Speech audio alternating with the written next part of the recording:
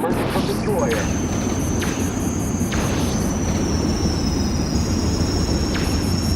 On your six, take evasive action. Last week we took a look at Black Dawn, and while the graphics aged poorly, the game was still totally playable today. Well, today on Saturn Day, we're looking at another arcade-based plane shooter, this time Independence Day, based off the film of the same name.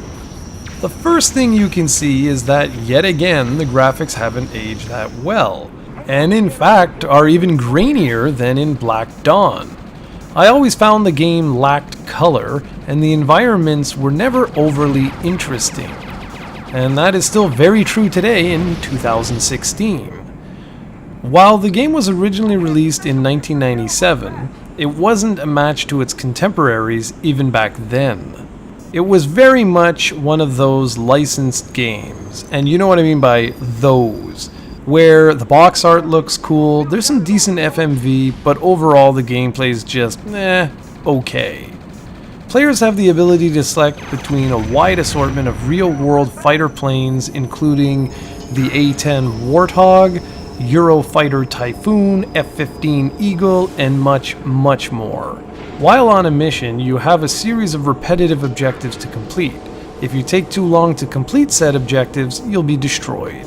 And if you are destroyed, either via that way or by enemies, you can then select another plane. However, once all of your planes are gone, it's game over. Objectives include things like protecting key crafts, to taking down enemy towers or satellites, to even taking out a mothership's primary weapon before it destroys the city. Now, the biggest problem with Independence Day is the repetition.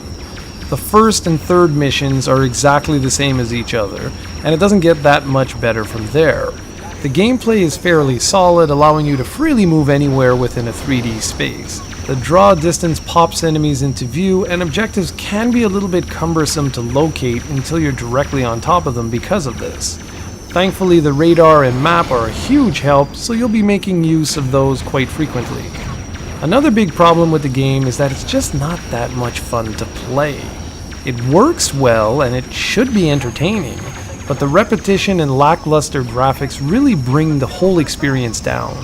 I had trouble capturing even 40 minutes of gameplay footage for this review because I just wanted to move on to something else. Now, back in the day when the movie was originally in theaters, I was very excited for this game, but when I brought it home, it just didn't jive well with me. As with most movie licensed properties, don't expect too much from this game and you won't be that disappointed. It's one of the cheapest games on the Saturn, so if you're mildly curious, you can easily find yourself a copy and try it out. Just like I said, don't expect too much.